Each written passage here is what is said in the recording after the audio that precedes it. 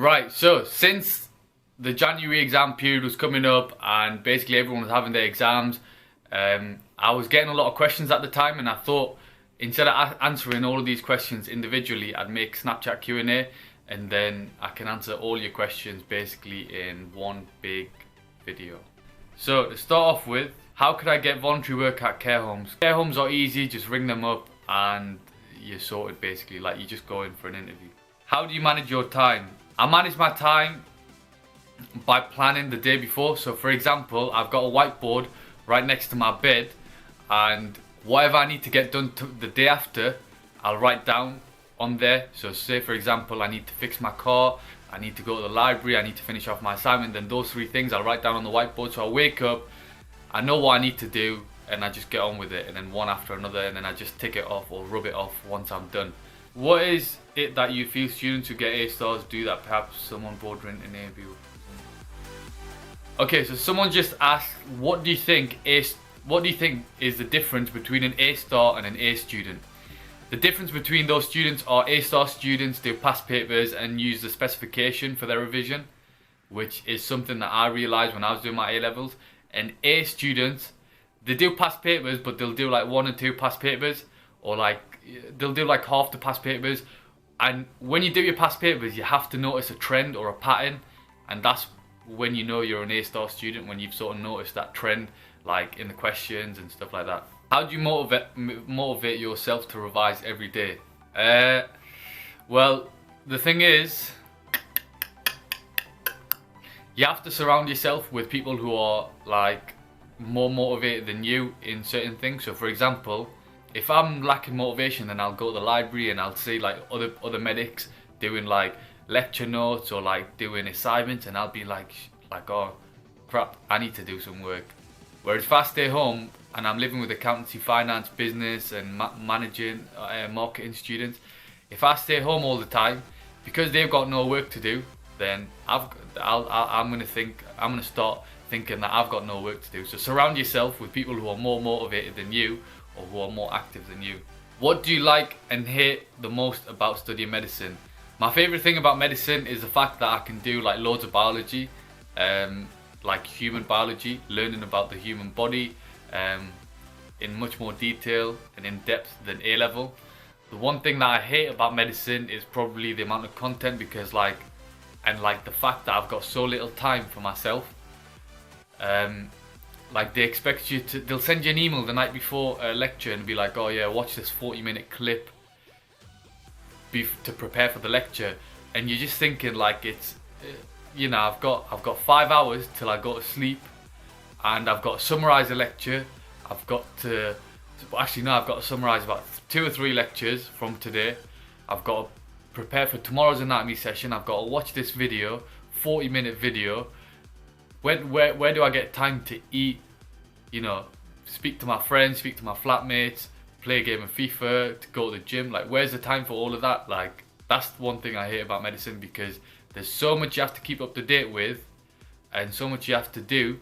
You have hardly any time outside of medicine. Best way to prepare for a uni interview. To prepare for a uni interview, I think the best thing to do, honestly, is just practice with a friend and ask them to give you feedback. A2 versus AS in science subjects. AS was a lot easier than A2.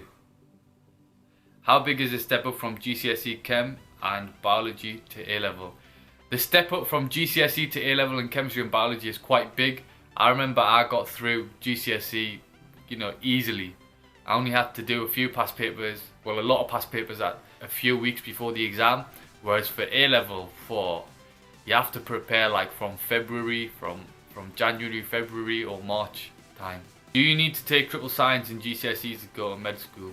Some medical schools want triple science, some want double science. If you look on their specific admissions sites, then you can see. When would you say revise hard for A2s, and advice for the day before results day? For A2 exams, I'd start revising hard around February or March time, and the day before results day, I think the best thing you can do is just spend time to forget about your results, like try and forget your results or the day after, or plan for things that you would do if your results didn't go well. So say for example, like when my results didn't go well, I was like, yeah, number one, I'm gonna go Bulgaria. Number two, what am I gonna do? Number three, like have backup options basically, and you'll be fine. How do you get good grades in A-level biology? Do you just memorize the content? In A-level biology, honestly, the best thing to do is just draw posters, learn the content, do whiteboards, so write on the whiteboard, try and teach a friend, things like that. You have to change up your revision technique a lot of the time because you're going to get bored of one revision technique. So try out new things, see what works the best, see which one's quicker, which one you remember more of, and then that should help. What type of speciality are you thinking of going into, and do you see yourself in a more settled speciality like GP, obs and gynae, or a more demanding speciality like emergency medicine surgery? So this question's asking what speciality do I see myself in, and is it more like a GP, like I'm in a chilled position, or do I see myself as like emergency med? The thing is, I would sort of see myself in surgery, cardiothoracic surgery, just because when we done the topic of the heart, like that was one thing that I really enjoyed and I found that interesting.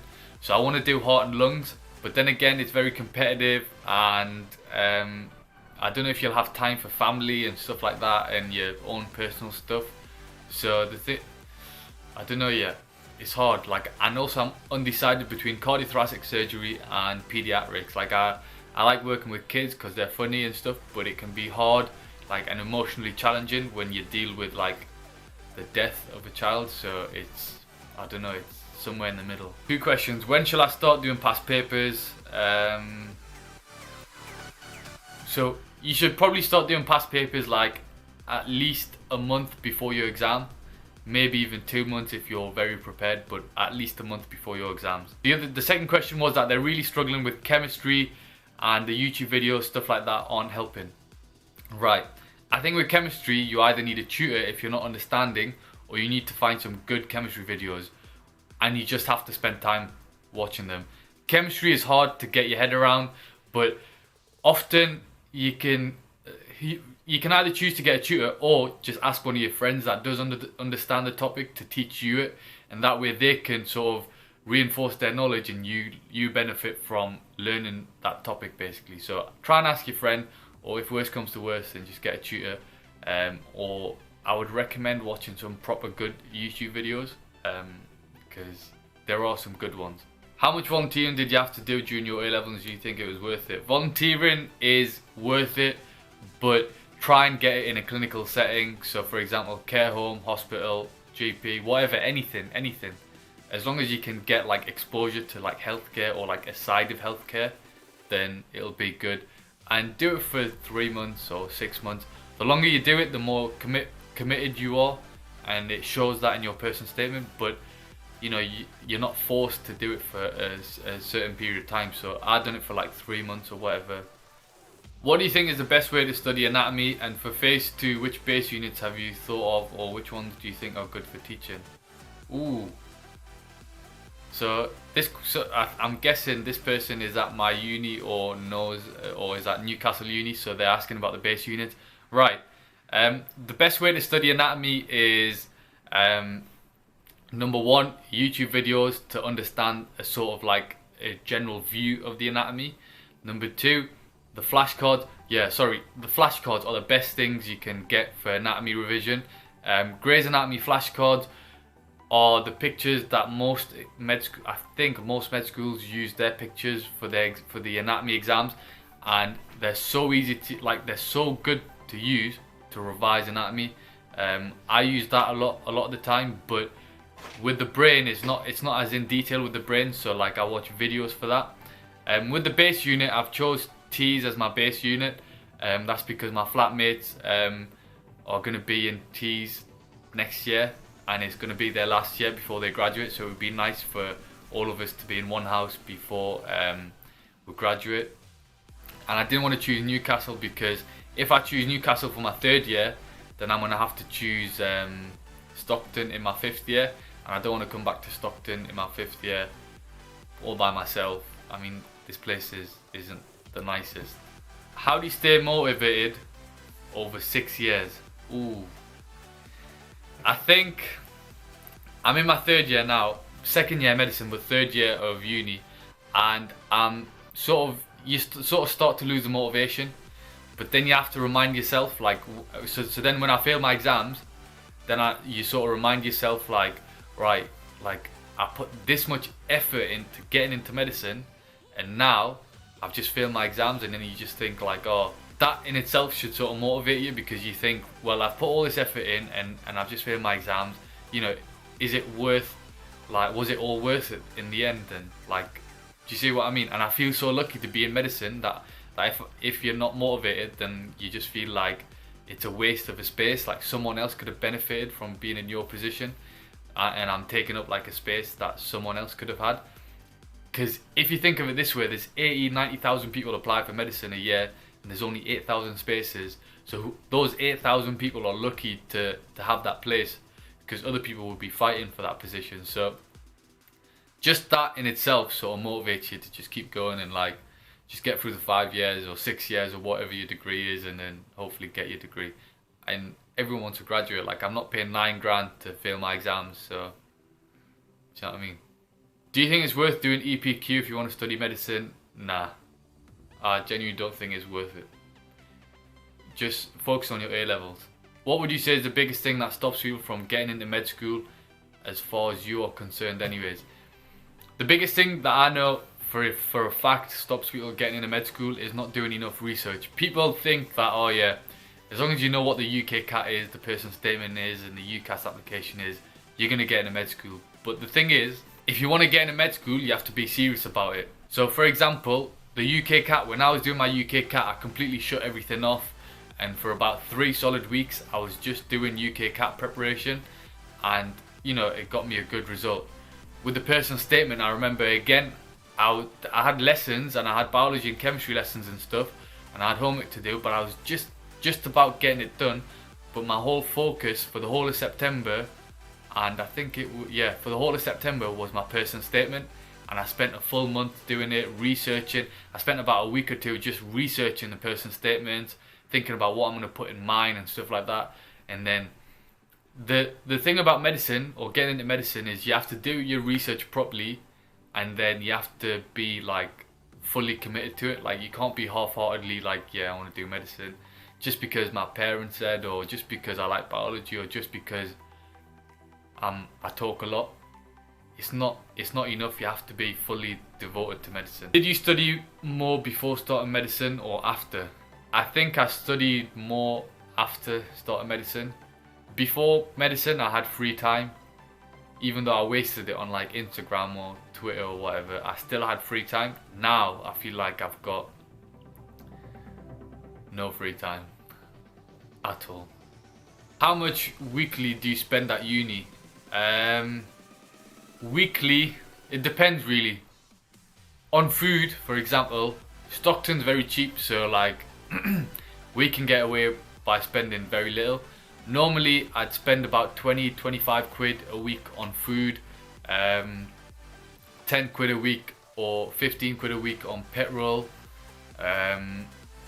another 10 quid or 15 or 20 quid even sometimes on like social activities, and you have to have a little bit of food. You have to have a little bit of money left over for takeaways and stuff, so, and like the fried chicken and the essentials basically. How often are exams in med school? In med school, well, for me anyways, it's like 1 exam in January, 1 exam in May. But I think like other unis, like for example in Bulgaria, it's like 1 exam every couple of weeks. Some unis is just 1 exam in the end of like the year in May. But for me, it's like January and then in May. Do you consider yourself a roadman medical student? The proper way to put it is, I think the social class, my social class is a little bit different to their social class or social upbringing sort of thing. There's a bit of a difference between your average medical student and me. What's your favourite shoes? I think my favourite shoes will have to be Air Max 90s.